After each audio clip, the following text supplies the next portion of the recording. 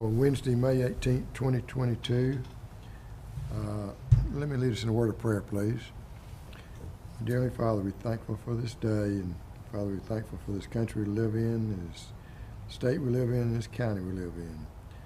And Father, we're thankful for the opportunity we have to serve the citizens of Glynn County. Be with us during this meeting and grant us wisdom as we make decisions about the water and sewer systems in Glynn County. Help us to be kind to others and always follow your example. Jesus Christ, in his name we pray, amen. There's no public comment period. First item for approval is the minutes from the April 20th, 2022 Facilities Committee meeting. Do I have a motion? Mr. Chairman, I'll move to approve the minutes as submitted. I'll second that motion. Motion second, all in favor. Motion carries 3-0. Next item is Academy Creek Water Pollution Control Rehab Change Order Number 1. Mr. Burris.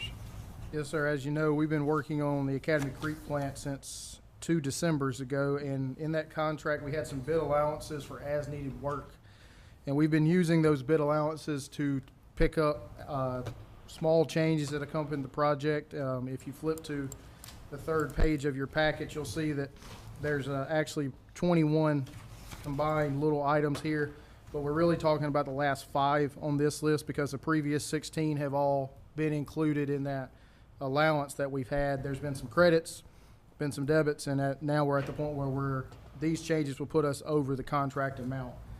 So just these last 5 here that we're talking about, we've got to get some, it got left out of the contract that was not in anybody's scope to actually land the electrical wires in the SCADA panels.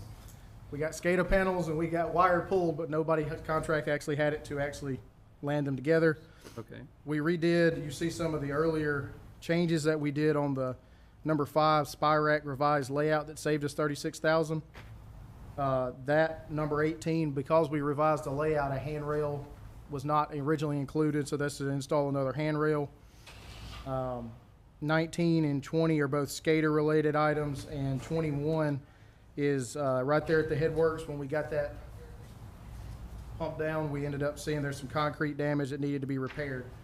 And so the total change order amount that's requested for these 5 above the available allowances remaining is $64,464, which is only 0.64% of the original contract amount. Also, we are supposed to be at substantial completion by next Wednesday, which will not occur. We have had significant delays on materials, particularly with the screens and gates that were included in the contract. So the contractor, Ruby Collins, is also asking for a 67-day time extension, considering that the screens were 6 months behind schedule and the gates were 3 or 4 months behind schedule. A 67-day extension seemed reasonable for the project. So it's a combined change order amount of $64,464 and an additional 67 days for the contract. Mr. Chairman, I'll move that the Facilities Committee recommend to the full commission to approve change order number 1 for Academy Creek WPCF rehab project in the amount $64,464 and approve a time extension of 67 days for Ruby Collins Inc. to complete the project. I'll second the motion. Now, question, that's 67 calendar days? That's correct. Okay, and based on our review of everything that we've done, we've looked at all of these various items, and I can see how we've arrived at the puts and takes on each category. And we have a high confidence that in the next 2 months that we shouldn't see any increases after this change order. I do not expect that to be the case. Like you said, I don't think any more change orders will come up. We're at the point now where it's just installing the stuff that's finally arrived. So these are just minor things that came up, and we think we've got those all codified here. And I concur with that too, given a $10 million project that's been over more than 2 years now. That I think it's pretty admirable that we can come within actually less than 1% of the original contract and within 2 months of the original substantial completion date, given the challenges we've had with supply chain. So I certainly support it. I have a question. Under recommended action, it says, it references 10,203, 10,000,002. Okay, so that's the final contract amount, the revised contract. Right, the amount. original contract amount was $10,139,000, so Okay, so it's going up. that's the amount. Any other questions? I just concur that on a project this size, that you know you're bound to run into problems and things that come up that you didn't anticipate, and I think this is very minimal, and I think it's, we're very worthy to get the project done. I know the benefit that our utility is gonna get from all of this, so I'm very much in favor of this. I want to say that during the construction, though, we have seen some other things that we're going to need to address at the Academy Creek plant. And some of them are fairly expensive. So we'll be seeing those as in the Okay. forthcoming days, but there won't be a change to this contract. And I'll also say, if you look at that change order log on the last page, there are several sizable credits that we've been given because our contractor has found savings for us when they went into installation. So it's been a good give and take on this project and get us closer to a successful completion. Any other questions? Hearing none, all in favor? Motion carries 3-0. Next item is Dunbar Creek Water Pollution Control Facility Rehab Early Work Package Number 1 authorization. Mr. Burrs. Yes, sir. As you know, this is a design build contract we're doing for rehabbing Dunbar Creek. The painting of aeration basin number 2 was included as part of the original project. That is ready to be moved forward at this point. We have not got the full phase 1 services complete with a guaranteed maximum price. But what we were requesting to do here is to authorize them to begin the painting of that tank and getting it back in service prior to storm season being upon us and moving forward. So the request is to do that in the amount of $355,480. I will say, if you remember when we bid this project out, originally it was going to be nearly $800,000. So we've cut that price in half by doing it this way. Can I have a motion? I'll make the motion. I'll move the Facilities Committee recommend the full commission authorize early work package number 1 for the Dunbar Creek Water Pollution Control Facility Rehab Project in the amount of $355,480 to BRW Construction Group LLC for needed rehab of aeration basin number 2. I'll second the motion. Motion and second. Any questions? I have one. Will our consultant that helps on the tank painting, will he be available to do the inspection on some of this? We have not spoke to him, but he's supposed to be in town next week to do a follow-up inspection on the 2 tanks we just painted last year, so we can certainly broach the subject with him at that point. Yeah, and was he available at the pre-construction conference of those He tanks? reviewed the specs that we submitted and all that. He was not here at the pre-construction conference, but he's been brought in along the way. Is there any way we can zoom him in on the pre-construction conference for this work? Sure, we're happy to do that. And since this is gonna be a subcontractor, the contractor's BRW. My concern here, by us doing this, we've not accepted the lump sum fee yet. That's correct. But by us entering into this is not gonna affect us accepting their lump sum fee at all. No, sir, it will not. Okay. But it'll still be under the same contract? They'll still be on the same contract. We can just say we're not gonna move forward with anything else on the project. We just authorize this one portion. And we can do that, Charlie? I'm sorry. On this design build contract, authorizing this early work package to go ahead and get moving, does that bind us to accepting the rest of the design build package? Or could, if we can just do this one section and then not accept the rest of it? The contract with them allows that? Yes. Okay. All right, any other questions? Not for me. All in favor? Motion carries 3-0. Next item is item 4, bid rejection, Oak Grove Force Main Improvements. Mr. Burrs. Okay, so this is actually 2 things wrapped up in one. If you recall, we entered into a comprehensive agreement in 2019 for the construction of force main improvements on Oak Grove Island to facilitate a proposed multifamily residential development down on the waterfront there. As part of that agreement, the developer was going to install the force main and get credit towards capital fees as a result of that. So we bid this work out to get a confirmed dollar value for the credit. We bid this out in September of '21 and got 3 bids, and the low apparent base bid was a little over $2 million. The developer Carolina Holdings and their engineering partner Robert Civil Engineering reviewed the bids and decided that the project was not feasible at that cost.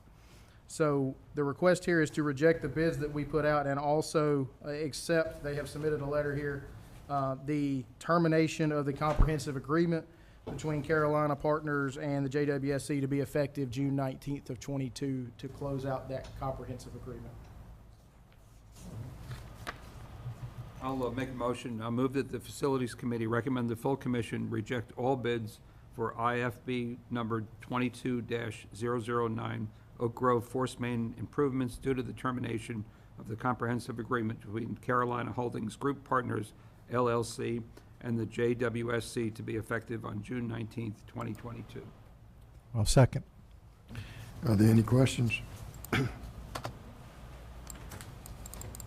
I have one, some design was done on this, right? The developer paid for the design. Do we have access to that design? No, well, we've reviewed the designs, but technically we're not the owner of the design.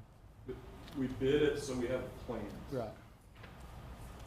Yeah, we had, what do we call, what kind of agreement do we have that we enter into with this? Unsolicited proposal, and then that, it begins. So when somebody prepares plans on unsolicited proposal, don't we have some ownership on those plans too? I'm not sure, I'd have to look back at that. Because those plans might be valuable to us sometime in the future. I can look back at that. I'll try to get you an answer before the end of the meeting. Okay.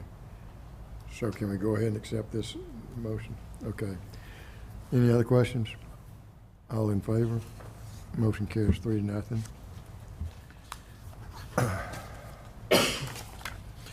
Next item is SPLOST 2016 North Mainland Pump Station Improvements, Final Balance and Change Order Number 2. Mr. Klein? Commissioners, good afternoon. This is the final adjusting change order to close out financially the Capital Project 702 pump station improvement project for 4036 and 4035 pump stations. This is the second order, change order of the project, so it was limited to one initial one for a little bit of time and a little bit of money on demo that was discovered, and then this is the second one to close it out, which is a little bit of money and a little bit of time as well.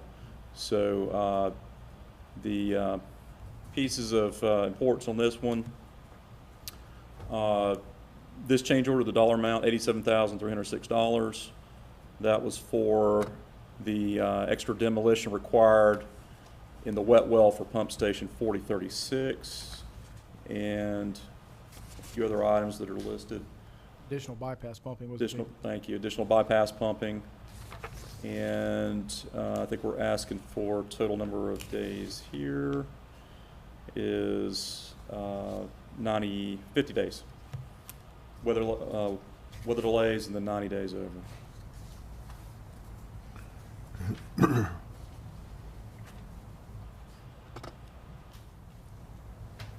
I have a motion?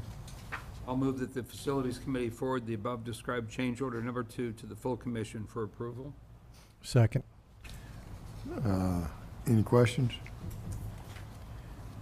Todd, the demolition of in the wet well, I thought that was included in change order number 1. What was change order number 1? Change order number 1 was for the demo for 4035, wet well only. Okay, so this is 4036. This is 4036, correct, and the additional bypass are required. And so we had additional bypass in that 4036? Why was that? Time was one thing involved with this, with delay in materials and equipment. Would be the largest factor in it. So how do we know we had additional bypass pumping? How much did they have? How do we know how much they had in their original bid? I'd have to go back and look and see what the original line item for bypass was for the whole thing. The original line item cost was $150,000 for bypass pumping. There we go. And they were responsible for all the bypass pumping. They were. And they did not use our bypass pumps. They had their own bypass pump. They rented, correct. Would any of that be because of the length of time it took to do 4035 at all? Or was it any of that? What was the delay? Was it delay from their work or for some work coming to it because of the other thing? Or what caused the delay? Primarily with this project, the overwhelming delay was due to materials and equipment, It was the pumps that were delayed, right? pumps, and of all things, fittings. Yeah. There were some fittings Pumps and that actually fittings, delayed. Both, yeah. And believe it or not, paint. Is that, There's a run on white paint nationwide, apparently. Really? And we checked, yeah, we follow up and check with our vendors, and we confirm as best we can agreement with what they claim, so. This has been reviewed and recommended by the engineer of record. Thank you. Engineer Record has reviewed, and, but it was because of pump delays also? So did they have to start bypass pumping before the pumps were taken out? They didn't have to, but they did. So why are we paying for that? They didn't have to. That's just a question. I mean,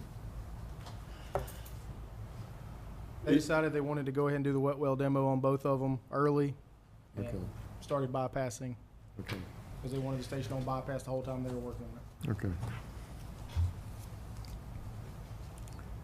Any other questions? No additional. All in favor? Motion carries 3-0. Thank you. thank you. You actually got it back. Oh, you know what? I keep forgetting. Next item, infrastructure and easement dedications. Mr. Klein? Got the fancy hyperlinks now, I keep forgetting. Okay. Commissioners, this next item is a group of dedications. Now, it's shown on the agenda as one item, wherever the agenda went. But the first bullet is Village Drive Force Main Satellite Agreement. So that's the first one I think we're going to talk about. And then we'll talk about the three pump station dedications after that. That'll be the next memo. It's in a separate memo. So I'll go to this one first. Okay, at last facilities meeting, this was brought before the committee, and the committee had some good questions about it, about satellite agreements in general. So we came back, we consulted with legal counsel, and tried our best to answer the questions that were brought forth, so everyone can best understand how these satellite agreements are, the intent of them, and how they function. So clarifications. One question was, how do satellite agreements agree, ensure, influence the private owner to maintain the private asset properly? In the legal response is, it is a binding agreement, so it can be enforced contractually or through water and sewer ordinances. Is the private infrastructure considered an extension of the public system in the determination of what we call the 500-foot rule, or available within 500 linear feet of public infrastructure, the point at which or the distance to which somebody would have to tie on by ordinance? And the answer is no, but additional customers may connect with permission of the private owner of that asset. Can I ask a question there? So Sure. the private owner could then charge that person for connecting? Is that correct? That is correct. It's up to his discretion. That is correct. His discretion. And that's a great question you asked. It's a great point. It's one of the things we kind of struggle with these things, because we don't want to create water and sewer czars out there in the community. Right. At the same effect, or opposite argument though, if somebody goes to the expense of installing the private infrastructure, I can't necessarily disagree with the fact that they would want to get compensated for their effort to do that if somebody else was to benefit from it. One of the key things in this, between why do we do a satellite agreement to keep it private or allow it to stay private, or why don't we accept it as dedicated, generally these are happening on private property, or within private right-of-ways, or within access easements or something like that, where it's not public right-of-way and there's no easement going to be granted to the Joint Water and Sewer Commission. So that's generally the break point. If this were out in the Glynn County public right-of-way, we would say it need to be dedicated. Well, it is currently in the Glynn County public right of way, but it's under dispute. Right. Yes, yes. So if we were to connect someone to a pipe that we own, there would be a set fee, but as the owner can charge essentially whatever they want to charge. There's no, yeah, which is a good way to keep your neighbors away, people from developing next to you, but it's interesting, so. It is, and so if that were to happen, and we have had cases like this, and we can show you more detail. And what has happened in the past is if someone is unwilling or wants to charge exorbitant money to tie on to their infrastructure they installed, well, the other customer has a right to run their own line to do the same thing down the private access easement or, something like that. So. Okay. And we have seen that happen. Not a where great option. They couldn't come to an agreement, so they ran their own line. See. We've seen that happen. If I'm from New Jersey, when you just send in the guys with the black shirts and the white ties, and it's taken care of, so. I don't understand how a satellite systems agreement any way benefits us. Okay, And so. why do we even have them? Okay, so, good question, and the best way I would describe this is it sets in writing who is responsible for the ownership and maintenance of that asset. This is one that fell into the, Well, if we don't ever get involved, we don't have it anyway. so, It's also required by ordinance. it is required, thank you. What's that? What's that? Satellite agreement is required by Yeah, ordinance. this is I should have started off with What that. ordinance? The Glynn County Sewer Ordinance. Yes, so, right up top on the background, there's the Glynn County Water and Sewer, or the Glynn County Ordinance that requires these. The best example, this is probably not this one fits the definition of requiring because it is private infrastructure with the potential to serve additional customers. A better example may be a commercial property that was developed with shared infrastructure that was then later subdivided, and then say there's 3 or 4 commercial entities sharing a pump station or a grinder station or some commonly used asset. We need something in writing saying who's going to own and maintain that for future. How can we have Glenn County change that ordinance so we don't have to fool with this anymore? Or is it a benefit for us to have this? I think this is a unique situation that comes up, but for the traditional satellite agreement, like Mr. Klein was just talking about, where you've got multiple private assets going into a private pump station, there's absolutely benefit to knowing who's responsible for maintaining that pump station. Well, I have a follow-up question here is, this segment that's being added or is already in place, that's very likely going to support other customers' connections. We hope so. I mean, just looking at the map, we know there's other parcels that are undeveloped that are adjacent to it. Did we have discussion with this owner about the size and the capacity of that line where others might connect to it? We did. We did review, as with any infrastructure, whether it be private or public or intended to be dedicated to public, still has to meet joint water standards and be reviewed. And in this case, full disclosure, this one had gotten down the road because the assumption was that it was no questions about public right or whatnot. Came in, we reviewed their plan, their intent and all that, and then it was decided, once we were made aware of the issue with the public right-of-way issue, to stop at that point and say, okay, we're going to leave this until it's all settled out. So this line is a 3-inch line? 2-inch. Okay. And just for my interest, how many customers could connect to a 2-inch? Presumably, the majority, if not all, of German Village could utilize this as a main. Because they're not pumping continuously. Yeah. Understood. As a grinder system main, you can carry a surprising number of homes on a 2-inch. Okay, Right, so right. I think that's good information because the next trade size is typically a 3-inch. And so if all of German Village, which is, say, 200 parcels in there, could connect to a 2-inch, what would be the break point between a 2 and a 3-inch in terms of number of potential customers? Is that It's a good, 300 maybe? I would say we'd start looking at it at that point, and what we do is we would have that modeled at that point for sure. Okay. We would look at that. There's a number of different resources to do that, whether it's us or whether it's the vendors can do that as well for the developers. But you can carry a couple hundred homes on a 2-inch grinder main.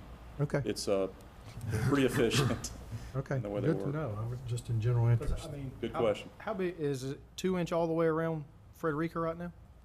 Not all the way around Frederica. A lot of it is 2-inch in Yeah. Frederica So that's a low-pressure Oh, in system. the township across Township. Lawrence Road. Across Okay. Lawrence Road, it's all 2-inch. I'd say St. Clair subdivision is another St. one. Clair, we've built loops around not full loop, but a lot of those customers at the back end of St. Clair are pumping down a 2-inch around that neighborhood right now.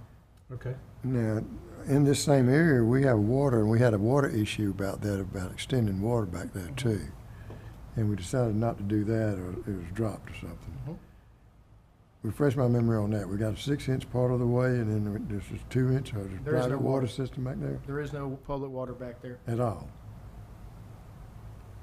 Yet some of the sewage is our sewer line, it looks like. That's correct. Sewer-only customers that are out there. There is a 2-inch Do they that I pay think their sewer bill? runs- Do they pay their sewer bill? There's a 2-inch main that runs to, I think, to, what is that, first turn there, or second turn there, Wildwood or whatever it's called? Woodland, that's what it's called. And, Yeah, these are on their wells. These meters that you see. So- Those are on the private So so this is tying into our pressure line. And our pressure line is a 2-inch line, or is that a gravity line or pressure line? this pressure line. It's a 2-inch, the green dash line is a 2-inch pressure line that we own Is this line already installed, the Yes. private line's already It is. installed? and It active. is.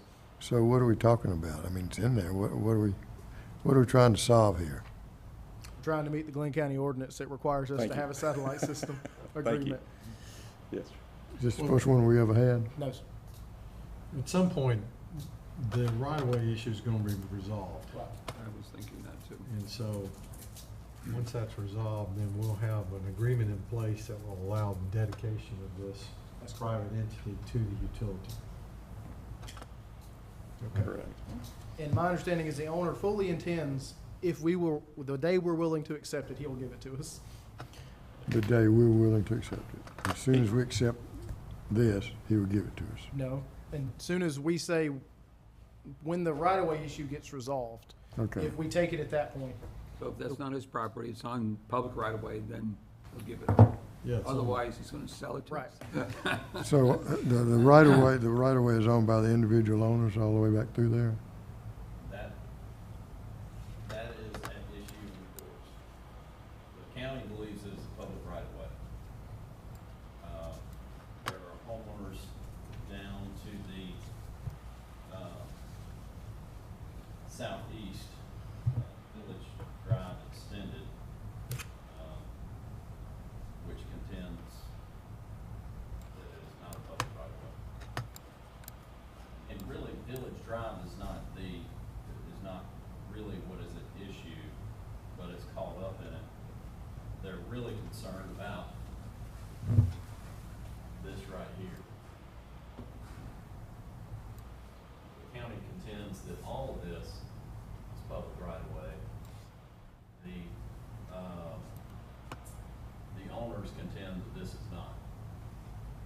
And so they're not willing to dedicate that other till that's straightened out. We're not willing to take it until that's straightened out, Yeah. because we don't wanna take it and then Village Drive be determined to be private, and then we've got pipes in the ground and don't have any easements or anything like that. But Charlie just indicated the part where we got lines, there's no contention there about it being But public or private. it's- If this is public, excuse me, if this is public, this is public, and vice versa. So they're saying this is private, so that would make this private as well. My understanding of the lawsuit. Why can't we just get something done where an attorney could say, write something up and get whatever you do to get it made public, just the portion down to the end of the street where the dead end line goes until that other little piece goes, let that stay private. Their lawyers are not, willing to do that because it changes, it hurts their legal argument. They have to argue that this entire parcel is not public. Right. Does the county run garbage trucks down there? The county gave a right-of-way permit to install this force main in the first place.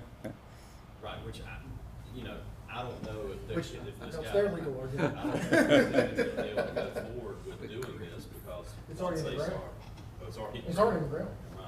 Charlie, is Why there a don't we timeframe put for a pump station resolution back there on and this? eliminate, put a gravity sewer and just solve it that way? I did talk to the, No comment.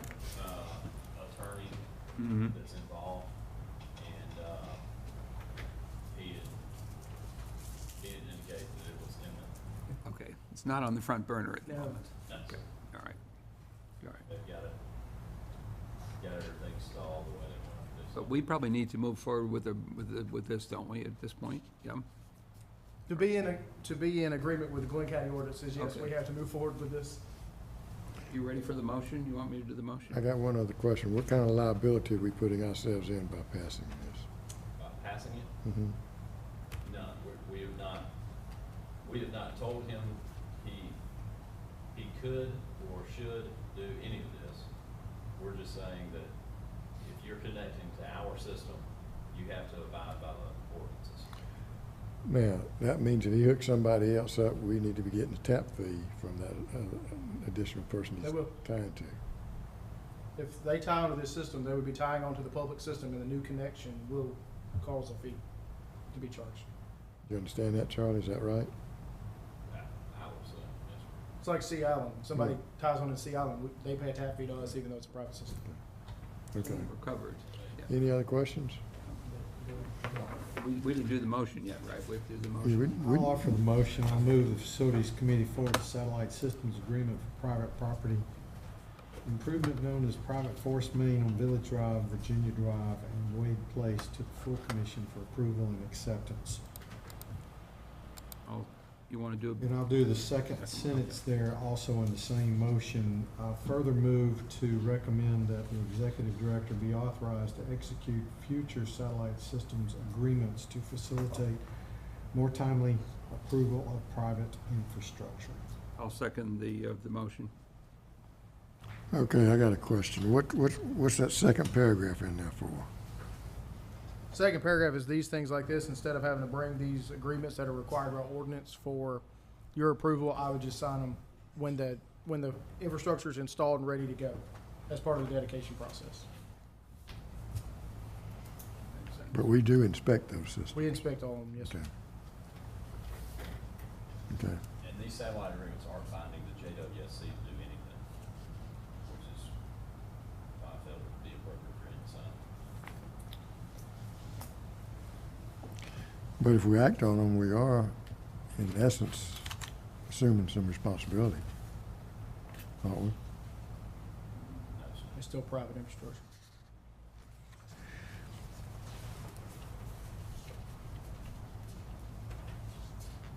I mean, How's this different than Golden Shores?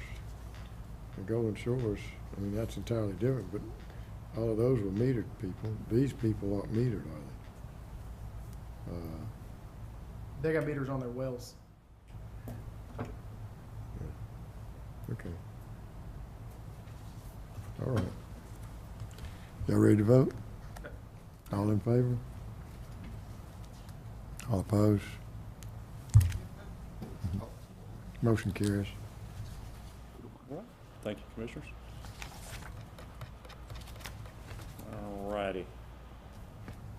Okay, since this, we'll follow through to the next item here under this agenda item is a group of pump station dedications, 3 pump stations that we're bringing into Joint Waters property ownership. We've been owning and maintaining these things, or operating and maintaining these stations for some time. And this officially makes the property parcels ours. So there's 3 of them. There's one in South Point subdivision on St. Simon's Island. That's pump station 2046. There's another one off of Scranton Road, which is pump station 4047. And the third one is in Palm Lake subdivision off of US 17, pump station 4058. So the first one is just south of East Beach Causeway there on St. Simons. That's pump station 2046. There's a GIS map, also a little ortho photo there with the orange circle around it showing exactly where that pump station 2046 is tucked in. And this would give us the parcel. Same thing for the one off of Scranton Road, pump station 4047. Kind of close to the Brumelli Boys Pizza out there by the mall. Is that your landmark? Yes, sir. I know Brumelli's very well. Yes, sir.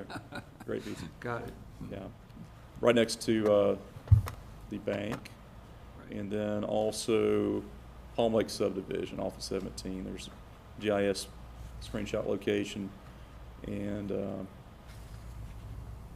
again, ortho photos showing the pump station itself. I'll offer the motion. I'll move the Facilities Committee forward these projects with associated dedications, indoor easements to the full commission for approval and acceptance. I'll second the motion. Any questions? I've got one. How many more do we lack? How many more pump stations do we not have ownership to? You know, Todd? We We had the troubles to hold up on surveying most of those plots, wasn't it, at one time? right. So Both we survey and response from the yeah. current owners. We're sending them in for surveying. That's why you see the quitclaim deeds and the surveys and all that. We send out batches of about 10 at a time. I think we're down to around 50. I think we are left to dedicate. And what do we start out with? 70 or 80. I So wanna it's a say. slow go. It is a slow go, yes, sir. It is a slow go. Part of the thing is, everybody's busy, including surveyors. Yeah. But at some point, we're going to knock a big group of these off all in one fell swoop with the county ones. We're keeping those guys. It's a group of about 14, I want to say, that are together. We're going to bring those in one deal. We actually started with over 200. Clarifications on, everything from water plants to Yeah, but I mean, but recently it was the pump stations that were outstanding. Everything else was straight. I mean, everything else had been moved, right? We already owned all the other time. Most of the water plants and all that. Most of them, we're down to these last 50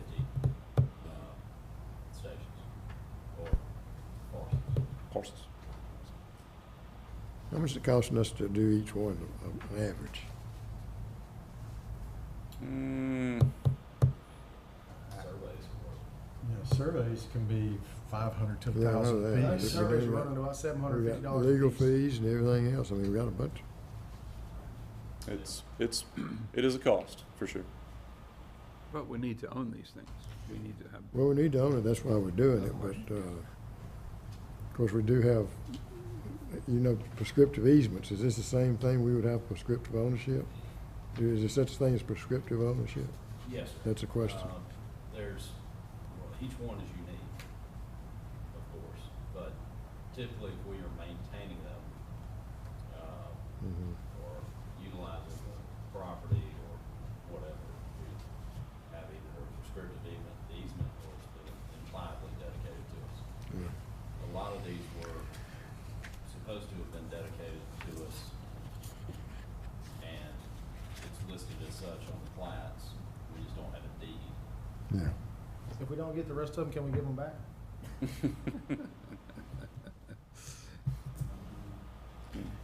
Okay.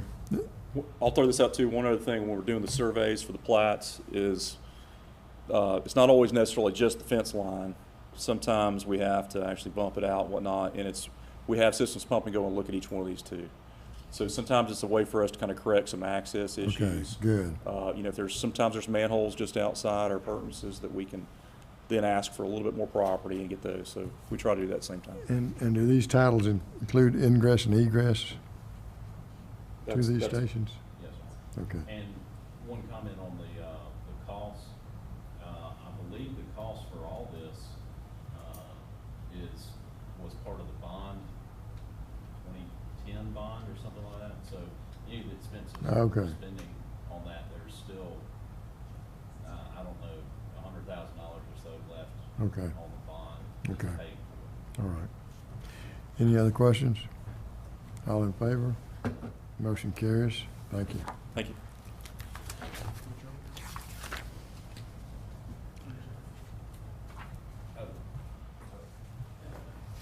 Next item is the Chapel Crossing Oxidation Pond Purchase Agreement. Yes, sir. As commissioners know, this is, we've been working on this for quite some time. We previously entered into a purchase agreement to sell an old oxidation pond to BC Dirt LLC. We had some issues with the title on that parcel. To resolve those title problems was gonna cost us in legal fees more than the property was worth. We let that be known to the developer, and he said that he would get his attorney to clear the title and, in exchange, reduce the sales price for the parcel. And essentially, we've reduced the sales price down to $7,500 in exchange for the JWSC quit claiming their interest to the developer. It'll then be incumbent upon the developer to get with the other potential owners to clear title at that time. But once he gets that done, he will have free clear title. Okay. Have a motion? I'll move that the Brunswick-Glynn Joint Water and Sewer Commission Facilities Committee forward to the full commission the Chapel Crossing Oxidation Pond Purchase Agreement with the recommendation to approve the same. I further move Brunswick-Glynn Joint Water and Sewer Commission Facilities Committee recommend that the full commission authorize the chairman to execute a quitclaim deed for the respective parcels pursuant to the Chapel Crossing Oxidation Pond Purchase Agreement. Second. Motion is second. Any questions? I have one, please. In regards to us quitclaiming this, do all responsibilities of ownership then go to this LLC? Yes, sir. Whatever interest we would have in the property would then be in their name. Okay. So we would have no more responsibility for it. Okay, no responsibility for that land at all? That's right. Or Past use of it either? Right,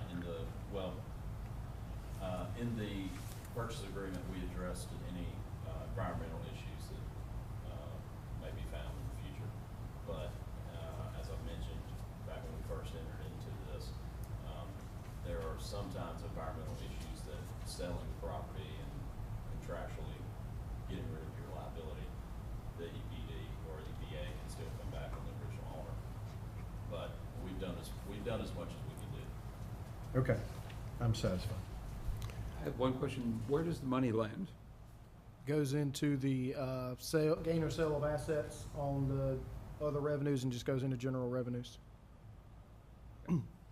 Does the buyer know that he's got certain restrictions on how he's got to decommission that pond?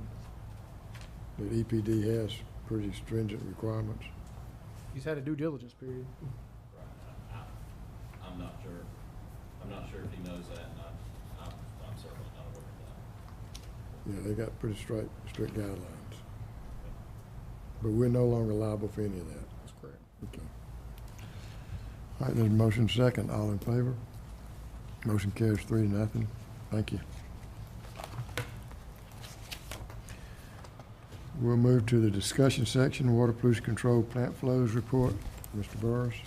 Yes, sir. For the month of April, which is the first month, we've had full use of all 6 clarifiers and the filters. I say full use of all 6 clarifiers. We're down to 5 clarifiers right now because of a maintenance issue. But you can see for the month of April, some rapidly improving numbers at Academy Creek. Influent flow was a very dry month.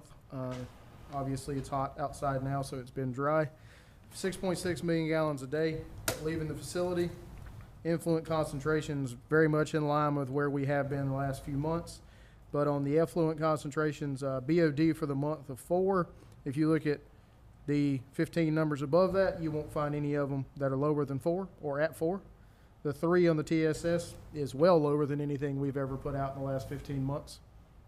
And the ammonia is well lower than it has been for the previous 15 months.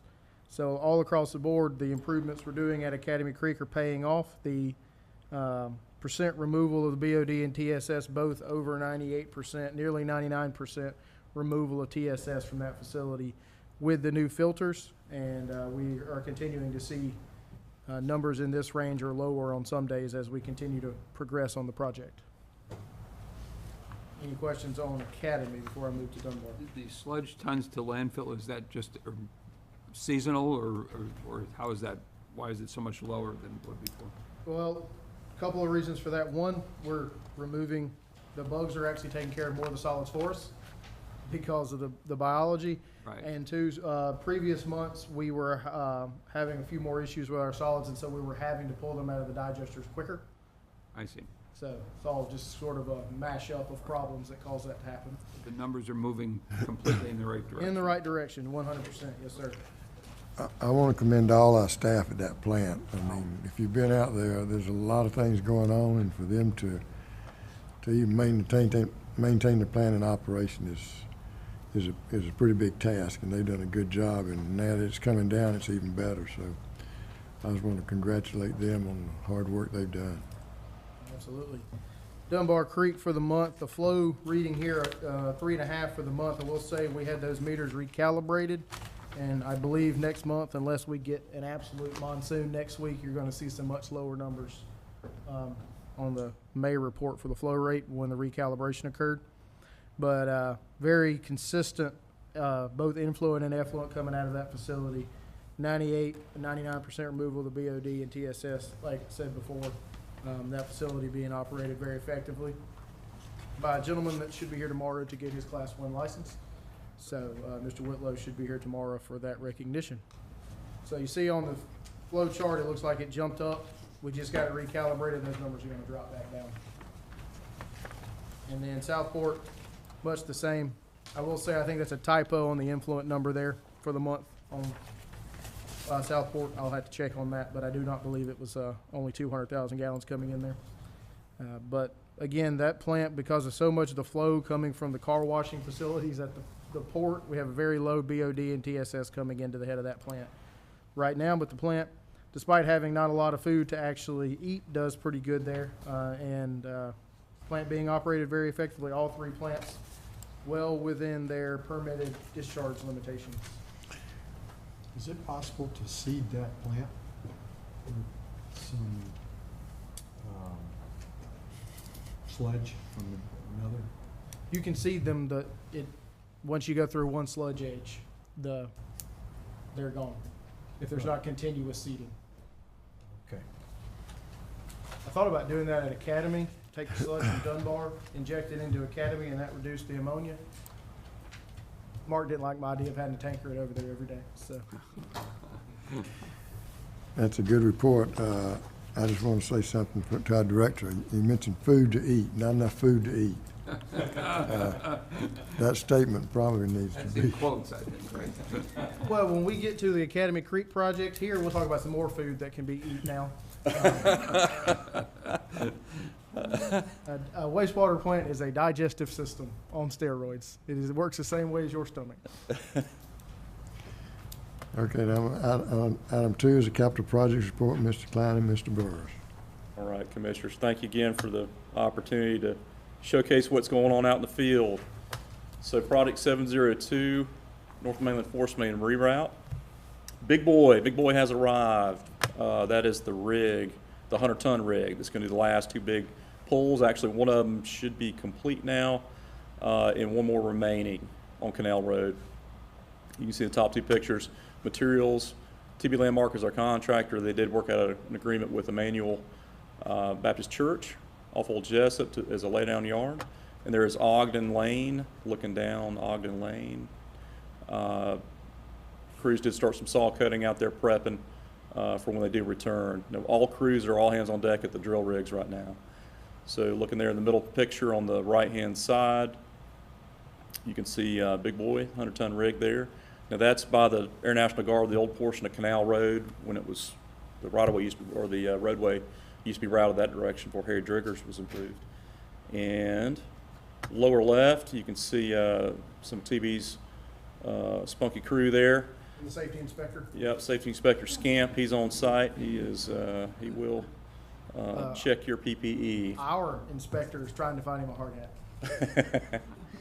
So, and then the bottom right hand, so we always have to work with our customers and residents and adjacent property owners or properties adjacent to our project sites, and always accommodate ingress, egress, access for them as best as possible. And this, to the left, happens to be our folks at EPD who have just relocated their main office, their coastal district office, over there to a newly renovated building at Air National Guard.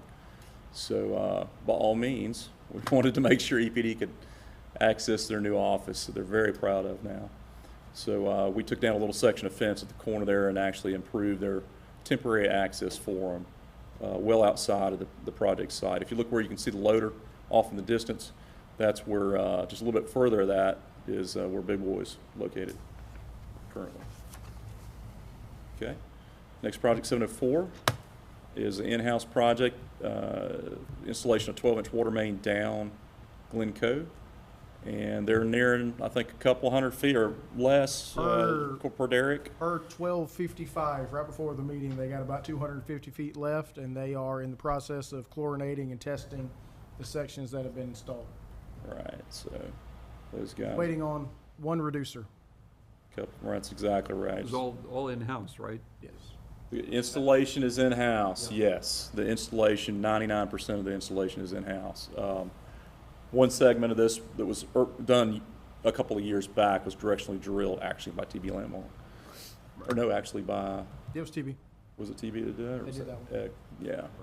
TB did under the entrances, yes. Eccles did, or Underground did underneath the bridge, yes. And they're just connecting the pipes with where they ran under the, This will improve the flow patterns from Fletsey, the airport, canal crossing. right. So we've got some money to put in some valving to help some of the flow direction there at Canal Crossing, but we wanted to see what's going to happen to the well draws at the different sites once this gets connected, because this will allow that Fletsey well to really help out in that Canal Crossing area as well. Definitely will. Todd, do we put concrete blocking behind hydrants? If it's a restrained joint with megalugs, mechanical restraints, not anymore. Do we put gravel underneath them? They do. Underneath the foot, they sure do for drainage. Yes, sir. And, you know, one of the reasons we're doing this is for redundancy down to the airport, industrial park, and also Job Corps down the very end. Job Corps is working on a new stub out connecting for fire suppression to their system, to our system. So, again, a timely project, a lot of need in this area. So they're going to benefit from this redundancy as well. Okay, and project 906 is Academy. Yes, sir. Top left pictures, some of the electrical work that's been ongoing on the sludge offloading facility. They've got to land some more wires, and they're scheduling startup with the supplier Spirac for that piece of equipment. They've got a couple of more sections of welding they have to do to patch up some of the work on the auger you see going out of the picture to the top on the right. That is installation of the baffle curtain and new feed wells ongoing. That is almost complete there. The picture is probably a month old now. In Clarifier 5, those help short circuiting. The solids don't float up and out, so there's baffle curtains there to keep those solids contained. And then the feed wells in the center help distribute flow more evenly across the clarifier, and also captures a lot of the scum in the actual feed wells. On the left there, you see in the Headworks building, we have quite a lot of ongoing electrical work there. Previously very old and dated equipment in there, and we've been able to get a lot of that redone. That's the influent pump VFDs and disconnects right there. As part of this, we did not do grit system work as part of this project because there was no reason to get the grit system working if it was going to continue to fill with rags because of the screens. So our crews have been rehabbing the grit system while they've been doing the screens. So that's Mr. Faby, our wastewater maintenance supervisor down there working on that area in advance of them putting on the screen. On the bottom left, you see one of those looks a lot cleaner than the other side does. That's because the side that's got the new coating, epoxy coating on it was the side we were working on. They are in the process of coating that left side now. Because we're gonna put those odor control covers and concentrate that sulfide, those sulfides down, epoxy coating that concrete so we don't get concrete deterioration. And on the right, you have a picture of the old screen on the left that was still working. And the right is a new screen. You can't see it great, but the new screens are doing fantastic. We've had a total of 2 problems with the new screens. The first one, there's a sluice on the back side that you're supposed to, that lets water wash all the debris into the screenings washer. And we found out that if you install the solenoid the wrong direction, it does not allow water to go. So gave a contractor and our inspector a pretty good ribbing on that one. And then we did have a bit of an issue where we thought the screen had went down because somebody had accidentally hit the emergency stop and had locked the system out. But as long as you don't, you know, override the system with the emergency stop button, it usually works pretty good.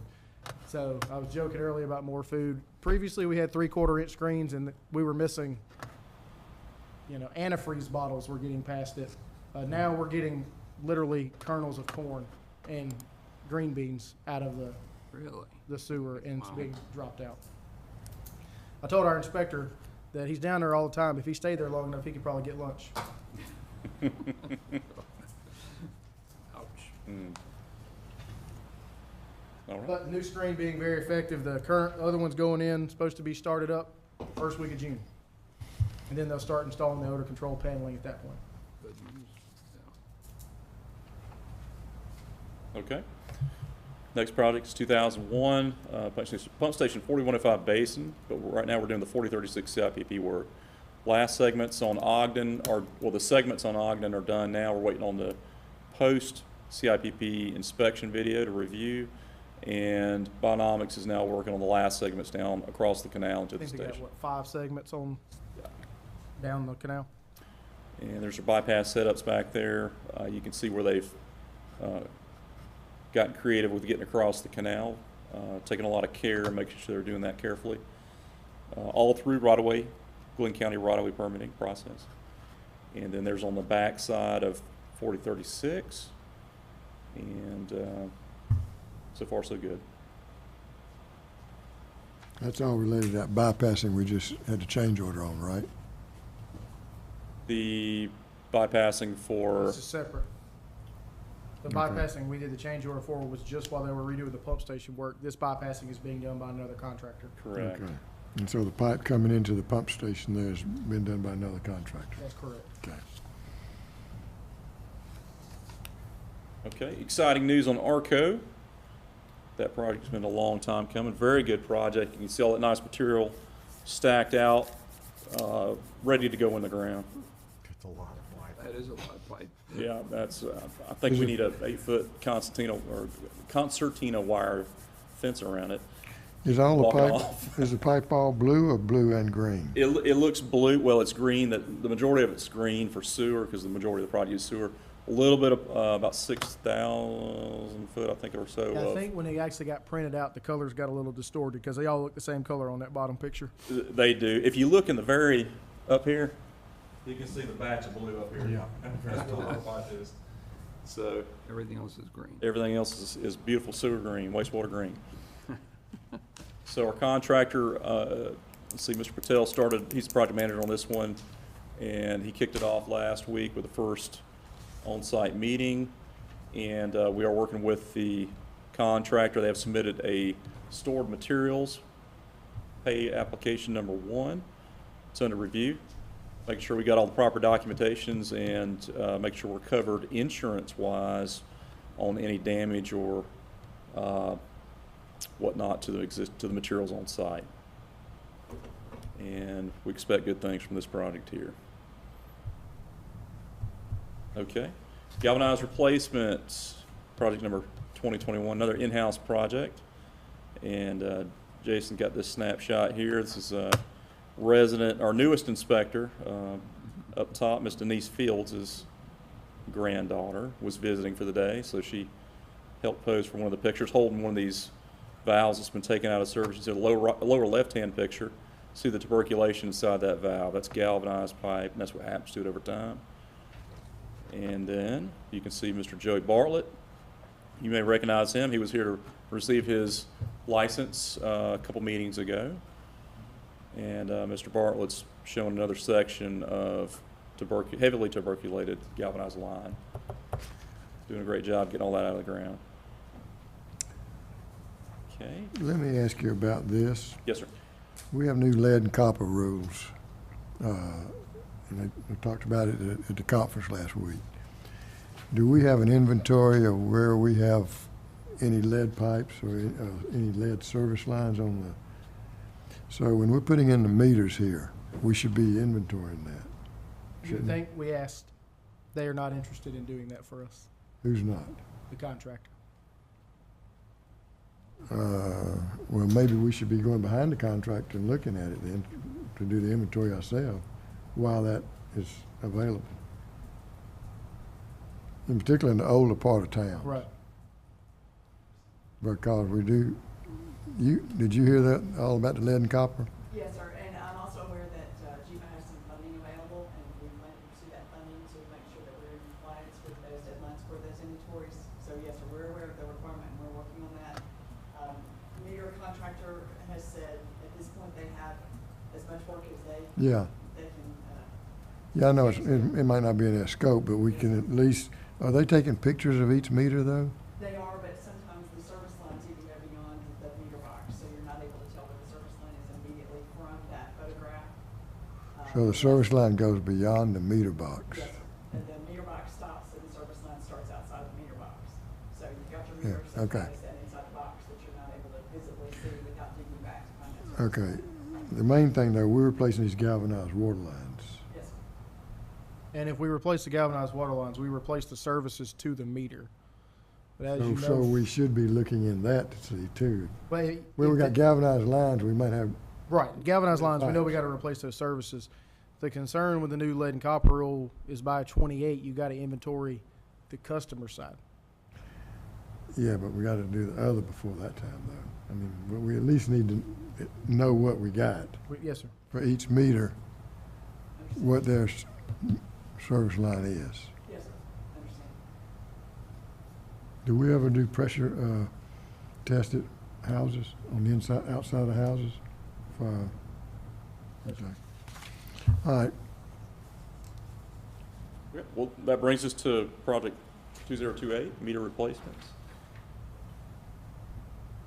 And got a picture of a side-by-side comparison 3/4 inch meter, an old meter setup at one location. You can see the old yoke bar there, and you can see the much refined installation with the new meter going there to the left. What are we at, 12,000 now? 11,602 as of March 9th. Been slow this week. I have a question on the leaks that we're finding. Are we still seeing a larger than expected number of leaks from the customers than we were anticipating? I'm not sure that I understand. At what point? In other words, I know at one point we had a lot of, So we had 300 in the we had first. 300 people. The continuous use Yeah. letters, yes, sir. Yeah. We're still finding those because with each batch of meters that we continue to put in, there come those additional letters. But we're doing our best to keep up with those. And our intent is to go from the 14-day notification down to a 3-day notification. Mhm. So we're slowly working through that process. But yes, sir, that is something that we're continuing to do. Right, and that's, we just kind of routinely, do we notify the customer first, Yes, sir. the most efficient way? That's correct. And then if we don't get, then we send out a letter, is that correct? What we do is we will have a second notice that goes to that customer, but once we send 2 notices, we assume at that point that they've been given the information to make Right. a decision, Yeah. whichever way they choose to take that action. So Right. we will continue to monitor that list, and as that list changes, we'll send either another second notification or we'll send the first notification. And we're keeping track of those customers to whom we're sending those letters, but that number does change every day, yes, sir. Okay, and would you characterize the majority of leaks as fairly minor kind of things, For or? the most part, we are discovering the ones that we see that are the larger leaks, we're actually picking up the phone and notifying the customers, or we're using, I believe Mr. Rose has told you about the podium system that we're using for our tech storage for our delinquent customers. Yes. We're utilizing that podium system as well, so that's more of an immediate notice to that customer that there's an issue with that particular location, because if someone's going through 5,000 to 7,000 gallons of water a day, that we we believe they would want to know that as a resident. I would think so, yeah. All right, thank you very much.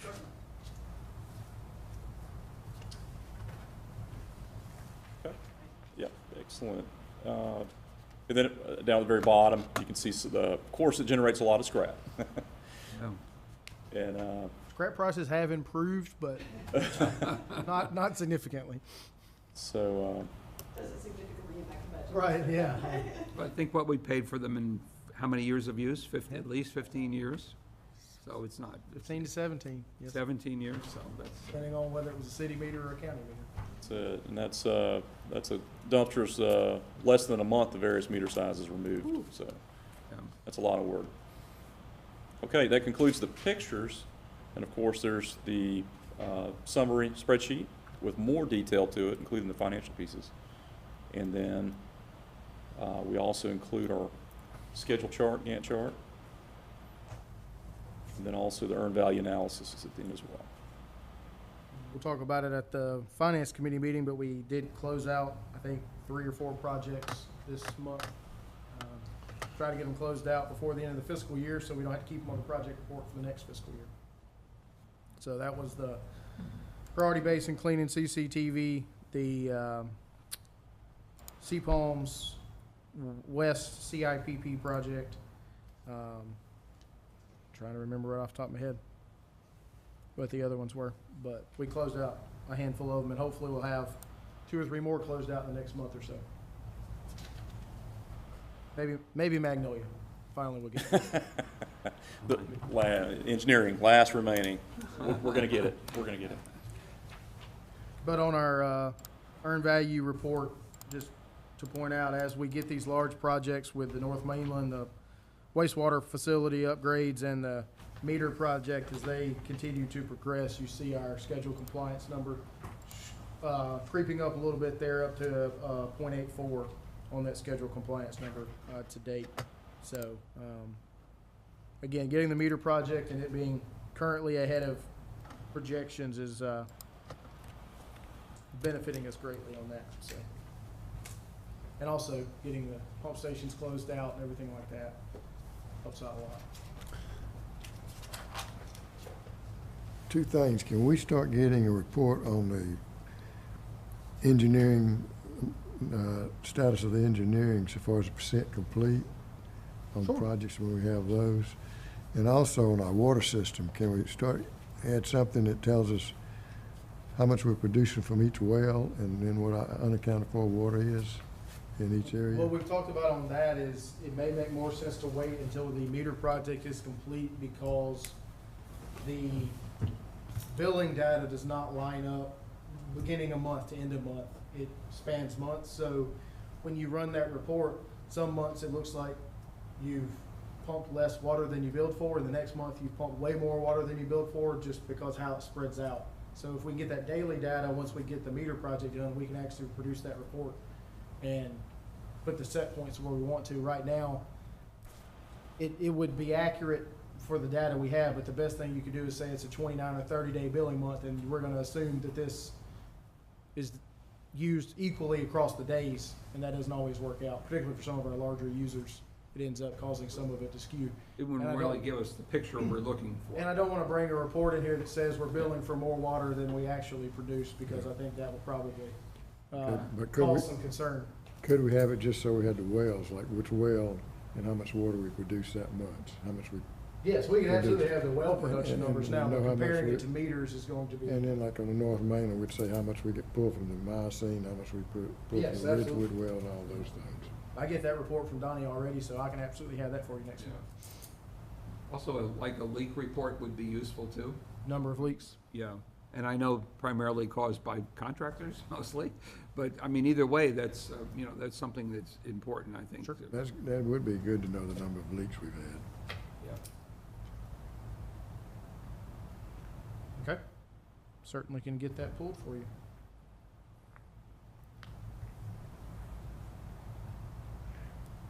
The other thing we have, and this is just a discussion thing, we've got how many sewer customers that are not on water? Couple hundred? And how many of them are not paying their bills? We have, I I'd say a dozen that have fairly large balances, in excess of $1,000. How much? In excess of $1,000 You know, the residential or business? residential. And whose water system are they on? Do they have their own wells or they? Wells or community wells. So, Yeah, some of our community wells, like I said. How many of them are community wells and how many of them I beg your pardon? how many are on community systems that are run by a private company? I'm Or, sorry, I don't have those numbers because I don't know between the ones that are sewer only, where they get their water source. and we charge them based on just a flat fee, It's a right? flat rate That's for correct. 4,200 gallons a month, yes, sir. Which is the average residential usage. And how much is that a month? 4,200 times $7.73 a thousand. It's like $40 a month. Right. And some of them are $1,000 in arrears, Some of them are over $1,500. so that's pretty substantial. So we can, by Glynn County ordinance, go out there and disconnect their sewer. Mm.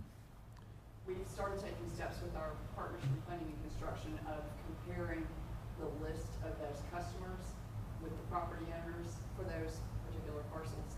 Because we want to see, first of all, is this a property owner or is this a renter or a leaser? Because the challenge may be if someone's renting or leasing that Mhm. property, they may have moved a long time ago and we just don't know it. Because there's nothing that requires them necessarily to come and change that service over when they take that property over as under their rent or their lease. Yeah.